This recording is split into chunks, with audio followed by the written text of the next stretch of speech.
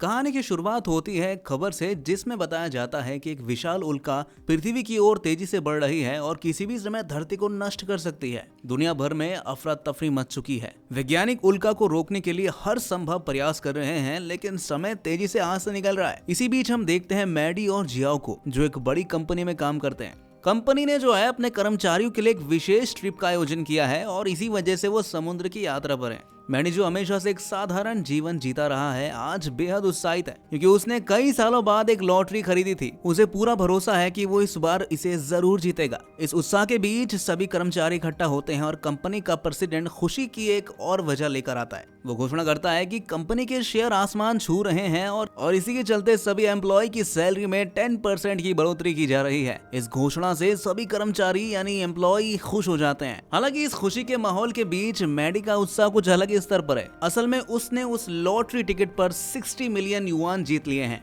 लेकिन ये खबर अभी वो किसी को देता नहीं है। खुशी के मारे मैडी नाचने कूदने लगता है। सभी को लगता है कि वो सैलरी बढ़ने से इतना खुश है कि नाच रहा है, लेकिन सच्चाई ये है कि वो अब करोड़पति बन चुका है। अचानक समुद्र में एक भयंकर तूफान आ जाता है। एक विशाल लहर उनकी ओर बढ़ने लगती है जो एक कार्गो शिप को अपने साथ लेकर आ रही थी। सभी ये देखकर घबरा जाते हैं। उनकी नाव पानी के नीचे चली जाती है और वहाँ उन्हें एक विशाल व्हेल दिखाई देती है। इस खतरनाक मंजर को देखकर सभी के दिल दहल जाते हैं। लहरें उन्हें अपने साथ अनजान दिशा में ढकेल ले जाती है। जब उनकी आंखें खुलती हैं तो वो खुद को एक चट्टान पर पाते हैं। उनकी नाव पूरी तरह से क्रैश हो गई है, जो अब बिल्कुल भी चलने लायक नहीं है। मैडी अपने सबसे कीमती चीज लॉटरी टिकट को चेक करता है और राहत महसूस करता है कि वो सही सलामत है कि नहीं। लेकिन अब उनके सामने एक असली चुनौती है। इस सुनसान जगह पर कैसे जिंदा रहें और वापस घर कैसे लौटे। चट्टान पर पहुंचने के बाद सभी लोग घबराए हुए थे। उनकी तबीयत खराब है, उल्टियां हो रही थी और भूख प्यास से वो परेशान थे। इसी बीच मैडी को एक जानी मानी आवाज सुनाई देती है। ये शीना की आवाज है जो मदद के लिए पुकार रही थी।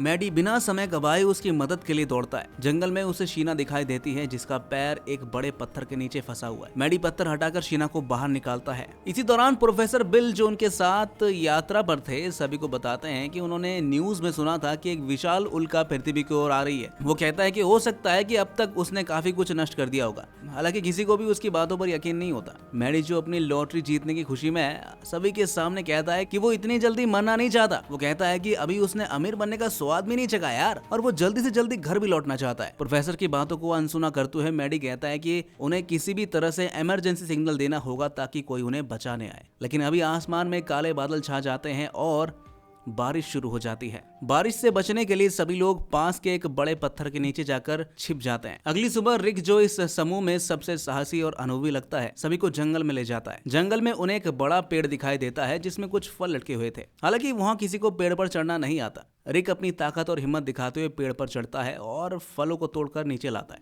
ये फल उनकी भूख को तो मिटा देते हैं थोड़ी देर के लिए और उन्हें थोड़ी ऊर्जा भी दे देते हैं। इसके बाद वो अपनी लाइफ जैकेट्स का उपयोग करके समुद्र किनारे SOS साइन बनाते हैं ताकि अगर कोई जहाज पास से गुजरे तो वो मदद मांग सके। वहीं कुछ लोग बस में मिले उपकरणों की मदद से एक रेडियो बनाने की कोशिश करते हैं। वो चाहते हैं कि किसी से संपर्क किया जा सके, लेकिन ये इतना आसान नहीं था दोस्तों, क्योंकि उनमें से कोई भी पेशेवर इंजीनियर नहीं था। दूसरी ओर प्रेसिडेंट के कहने पर एक इंसान बस को ठीक करने की कोशिश करता है, लेकिन उसकी कोशिश नाकाम रहती है और बस में आग भी लग जाती है। प्रेसिडेंट गुस्से में चिल्लाता है कि उसके पास इतना पैसा है कि वो एक नई शिप खरीद सकता है, लेकिन अब इस बेजान आइलैंड पर पैसा किसी काम का तो है नहीं। इसी बीच रिक समूह को एक बड़ी गुफा में ले जाता है और उसे अस्थायी ठिकाने के रूप में तैयार करता है, यानी टेम्पररी रहने के लिए। वो आग जलाकर गुफा को रहने लायक बनाता है और कहता है कि जब तक मदद नहीं आ जाती वो यहीं रहने वाले हैं। रिक की इस पहल को देखकर समूह के लोग उसे अपना लीडर मानने का फैसला करते हैं। उनका मानना होता है कि रिक के अनुभव और साहस के कारण वो अभी तक जिंदा है। रिक अपने नेतृत्व यानी कि लीडरशिप का लाभ उठाते हुए सभी को काम पर लगा देता है। वो सभी को 3 टीमों में बांट देता है। एक टीम खाना पकाएगी, दूसरी पानी लाएगी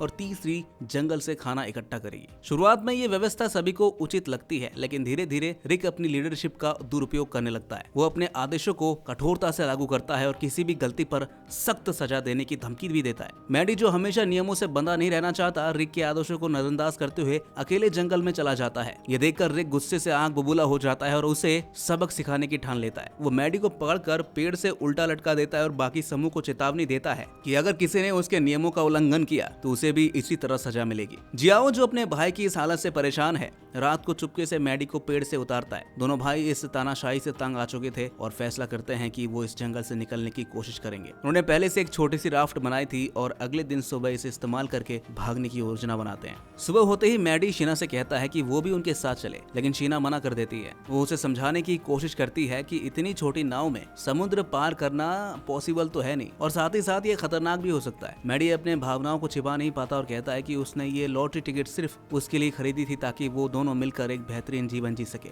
शीना उसकी भावनाओं को ठुकरा देती है, जिससे मैडी का दिल टूट जाता है। निराश मैडी अपने भाई के साथ उसी छोटी नाव पर निकल पड़ता है। नाव में बैठे हुए मैडी अपने भाई से कहता है कि उसने अपने बचपन में गरीबी और संघर्ष देखे हैं। वो अब ये सुनिश्चित करना चाहता है कि उसे ऐसी जिंदगी दोबारा ना जीनी पड़े। वो एक ऐशो आराम भरी जिंदगी के सपने देखता है। समुद्र के बीचों बीच उन्हें एक मरा हुआ पोलर बियर दिखाई देता है। ये नजारा उन्हें डराता है और वो सोचने लगते हैं कि शायद पृथ्वी के कई हिस्से जलमग्न हो चुके होंगे, यानी कि जल कर राख हो गए होंगे। हालांकि पोलर बियर का मांस उनके लिए खाने का इंतजाम करता है। वो इसे लेकर वापस गुफा में लौट आते हैं। जब वो मांस लेकर गुफा में आते हैं तो समूह के लोग उसे देखकर खुश हो जाते हैं, लेकिन रिक इस बात से नाराज होता है कि उसने नियम तोड़े हैं। वो मैडी और जियाओ को सजा देता है, उन्हें रात भर जगाकर काम करवाता है और दूसरों को चेतावनी देता है कि अगर किसी ने उसके नियमों का उल्लंघन किया तो उसे भी सजा भुगतनी पड़ेगी। समूह के लोग धीरे धीरे रिक के इस तानाशाही रवैये से नाराज होने लगते हैं। वो महसूस करते हैं कि उनका नेता अब अपनी ताकत का गलत प्रयोग कर रहा है। प्रेसिडेंट जंग जो इस परिस्थिति से टूट चुका है, अपनी बेटी की तस्वीर देखकर उसे याद करता है। वो अपनी सारी नकदी समुद्र में फेंक देता है क्योंकि अब ये पैसा किसी काम का नहीं रहा। जंग और मैडी के बीच एक अनएक्सपेक्टेड दोस्ती पनपती है। जंग मैडी को समझाता है कि उन्हें इस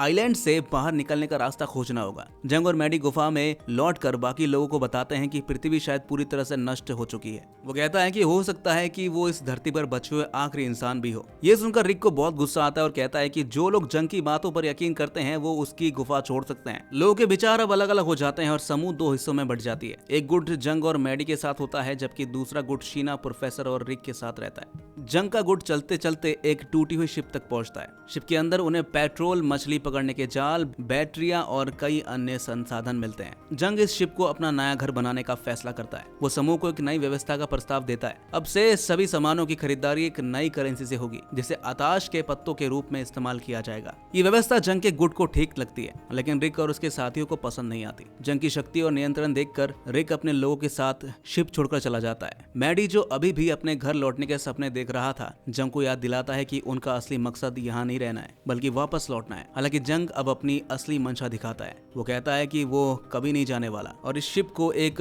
टेम्पररी ठिकाना बनाना चाहता है। मैडी और जियाओ जंग की बातों से निराश होकर जंग में जाते हैं। वह उन्हें थोड़ी खोजबीन करने के बाद एक क्रैश हुआ हेलीकॉप्टर मिलता है। हेलीकॉप्टर के अंदर वो अपना ठिकाना बना लेते हैं। हालांकि मैडी के लिए समय बेहद चुनौतीपूर्ण था। उसके पास अपने लॉटरी टिकट को कैश करवाने के लिए केवल 27 दिन बचे हैं। वो हर दिन इस बात को लेकर बेचैन रहता है कि समय तेजी से निकल रहा है और उसे कोई रास्ता नहीं दिख रहा। जियाओ उसे सांत्वना देने की कोशिश करता है, लेकिन मैडी का निराशा से घिरा मन उसे शांत नहीं रहने देता। 60 दिन बीत जाते हैं। मैडी और जियाओ की हालत खराब हो चुकी है। जब वो शिप पर लौटते हैं तो देखते हैं कि जंग ने पूरी व्यवस्था बदल दी। लोग अब उसे लीडर मान चुके हैं। शिप के अंदर आताश पत्तों का इस्तेमाल करेंसी के रूप में हो रहा है। रिक का गुट भी जंग के साथ शामिल हो चुका है, जिसमें शीना भी है। हर कोई अपनी जरूरत की चीजें खरीदने के लिए इन पत्तों का इस्तेमाल कर रहा है। मैडी जंग से मछली का जाल उधार मांगता है, लेकिन जंग देने से मना कर देता है। इसके बजाय वो उसे धक्के देकर शिप से बाहर निकाल देता है। एक दिन समुद्र में अचानक से आसमान से मछलियां गिरने लगती है। सैकड़ों मछलियों को देखकर मैडी और जियाओ बेहद खुश हो जाते हैं। वो उन मछलियों को इकट्ठा करते हैं और उन्हें स्टोर कर लेते हैं।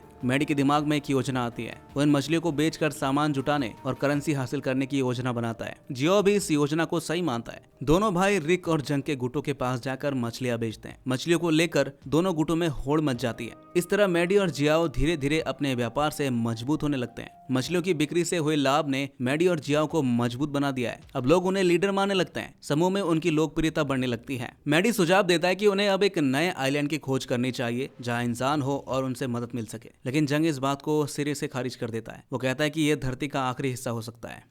इस दौरान मैडी और जियाओ ने अपनी बस को ठीक करने और उससे जुड़ी लाइट बनाने की योजना बनाई। वो पेट्रोल, बैटरियां और बाकी संसाधनों का उपयोग करके इस योजना को सफल बनाते हैं। लाइट जलाने से शिप पर रहने वाले लोग खुश हो जाते हैं और मैडी को अपना लीडर मानने लगते हैं। एक रात दोनों भाइयों को समुद्र से गुजरते एक शिप की आवाज सुनाई देती है। रिक इसे देखकर बेहद खुश होता है और सभी को बताना चाहता है, लेकिन मैडी और जियाओ इस खबर को छिपाने की कोशिश करते हैं। उनका मानना है कि यदि लोग शिप पर लौट गए तो वो दोबारा अपनी पुरानी गरीबी भरी जिंदगी में चले जाएंगे। मैडी और जियाओ शिप पर अफवाहें फैलाने लगते हैं कि रिक पागल हो गया है। लोग रिक की बातों पर यकीन करना बंद कर देते हैं और उसे बुरी तरह बुली करने लगते हैं। ये देखकर रिक का मानसिक संतुलन बिगड़ जाता है। जियाओ प्रेसिडेंट जंग को उसकी बेटे की वीडियो डिलीट करने की धमकी देकर उसकी सारी संपत्ति अपने नाम करवा लेता है। इसके बाद वो मैडी को बताता है कि उन्हें शिप के फ्यूल पाइप और इंजन को निकाल कर वहां से निकल जाना चाहिए। ये प्लान सुनकर मैडी परेशान हो जाता है। मैडी जियाओ से कहता है कि ये योजना केवल स्वार्थ से प्रेरित है और इससे शिप पर रहने वाले बाकी लोगों की जान खतरे में पड़ सकती है, लेकिन जियाओ को केवल अपनी चिंता है। एक दिन शीना और कुछ लोग मैडी को पकड़ लेते हैं और उसे शिप पर ले आते हैं। वहाँ शीना उसे शादी के लिए प्रपोज करती है। हालांकि मैडी इस सबके बीच अपने अंदर का गुस्सा बाहर लाते हुए सच बोलने लगता है। मैडी सबके सामने स्वीकार करता है कि उसने झूठ कहा था कि रिक पागल है। वो कहता है कि रिक जो भी कह रहा था वो पूरी तरह सच था, लेकिन अब किसी को उसकी बातों पर भरोसा नहीं होता। शीना जो पहले मैडी के करीब थी अब खुद को ठगा महसूस करती है। उसे लगता है कि मैडी ने उसका इस्तेमाल किया है। जियाओ मैडी को बताता है कि अब उनके पास जंग की सारी संपत्ति है और उन्हें यहाँ से निकल जाना चाहिए। उनकी ये बातचीत रिक सुन लेता है। मैडी रिक को अपने प्लान में शामिल कर लेता है। उस रात वो सभी को शराब पिलाकर बेहोश कर देते हैं। रिक शिप की फ्यूल पाइप को खोल देता है और पूरे शिप में कंट्रोल फैला देता है। मैडी शीना को मशाल देकर कहता है कि वो शिप को जलाकर सब खत्म कर दे। जैसे शिप जलता है, जियाओ द्वारा जबरदस्ती साइन करवाए गए सारे प्रॉपर्टी पेपर्स भी जल जाते हैं। ये देखकर जियाओ गुस्से से पागल हो जाता है। शिप के जलने पर लोग मैडी के खिलाफ हो जाते हैं। वो उसका पीछा करते हैं। भागते हुए मैडी एक पहाड़ से गिर जाता है। वो समुद्र में गिरने से बच जाता है लेकिन बेहोश हो जाता है। सुबह वो किनारे पर जागता है और शीना को अपने पास पाता है। शीना उसे बताती है कि बाकी लोग शिप छोड़कर जा चुके हैं। वो कहती है कि वो उसे अकेला छोड़कर नहीं जाएगी। अगली बार जब कोई शिप यहाँ पर आएगा तो वो दोनों यहाँ से चले जाएंगे। मैडी ये सुनकर हंसने लगता है और शीना भी मुस्कुराती है। शीना और मैडी अब अपने नए जीवन की ओर कदम बढ़ाने का फैसला करते हैं। शिप के जलने और संघर्ष के बाद वो समझ जाते हैं कि जीवन में सबसे जरूरी चीज रिश्ते और एकता है। इस सुखद और प्रेरणादायक दृश्य के साथ कहानी समाप्त होती है। तो दोस्तों कैसी लगी आपको ये कहानी कमेंट में जरूर बताएगा और ऐसे ही मूवी एक्सप्लेनेशन देखने के लिए हमारे इस चैनल को सब्सक्राइब जरूर कर लीजिएगा।